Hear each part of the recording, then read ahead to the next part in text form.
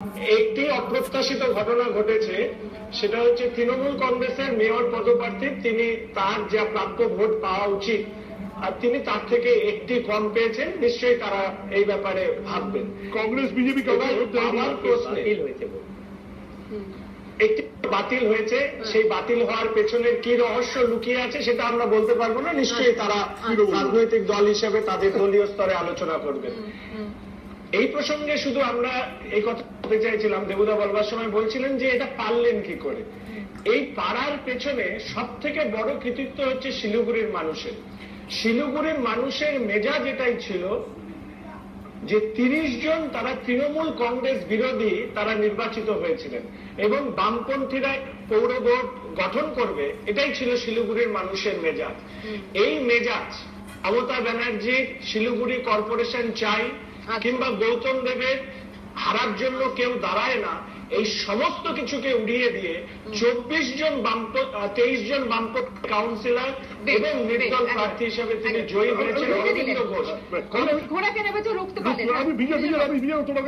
এটাও রাখতে বলছি, এটাও কি মানে এই নির্বাচন কমিশনকে ঘটনা বা এই যে রাজ্য সরকারের সুপ্রিম কোর্টে চলে যাওয়া, আবারও বলছি যেমন রাজ্য সরকারের সুপ্রিম কোর্টে যাওয়ার সত্যি কি করে প্রয়োজন ছিল বারবার দুবার হাইকোর্টে হারার পর? একইভাবে যেখানে 30 জন মানুষ 47 জনের মধ্যে 30 জন মানুষ বিরুদ্ধে রায় দিয়েছে, যেখানে 24 জন হয়ে গেছে, সেখানে কংগ্রেস এবং বিজেপি কি সিপিএম একজন শাসক দলের বিরুদ্ধে? আমি তো বলিনি, শাসক দলের বিরুদ্ধে ভোট দিয়েছে 30 জন। শাসক দল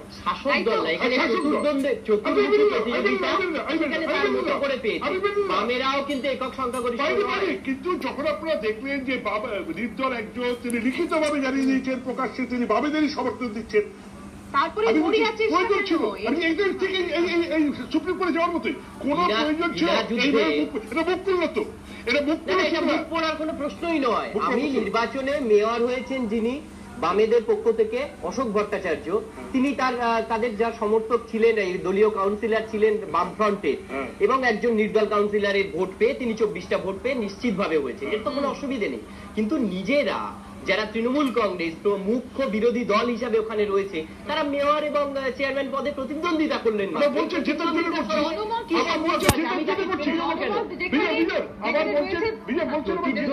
রাখতেই পারে কেউ না, কিভাবে জিতবে? এই যে ঘোড়া কেনা বেচার প্রশ্ন উঠছিল, ঘোড়া কেনা বেচার প্রশ্ন উঠছিল, একটা হই হই রব করা হচ্ছিল ঘোড়া কেনা।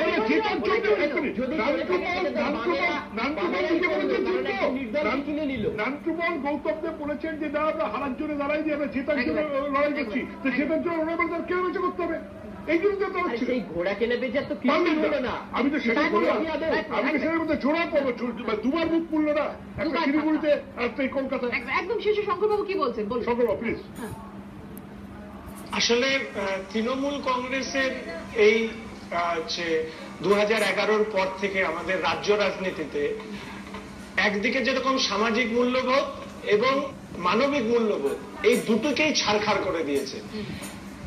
একজন মানুষ তিনি যখন কোন তার নির্বাচিত প্রতিনিধিকে তিনি ভোট দিতে যান, তিনি একটি সিম্বলকেও ভোট দেন একটি নাম পাশে। কিন্তু তৃণমূল কংগ্রেস রাজ্যে ক্ষমতায় আসবার পর একজন মানুষ তিনি যখন তার প্রতিনিধিকে নির্বাচিত করছেন, তিনিও বুঝতে পারছেন না যে তার প্রতিনিধি শেষ পর্যন্ত সেই প্রতীকে আগামীকাল নির্বাচন কমিশনের সুপ্রিম কোর্টে কি ভূমিকা হওয়া উচিত? খুব সংক্ষেপ, খুব পরিষ্কার করে বললে সুশান্ত রঞ্জন উপাধ্যায়ের একটা সিদ্ধান্ত নেওয়া উচিত যে কালকে যখন মামলাটা সুপ্রিম কোর্টে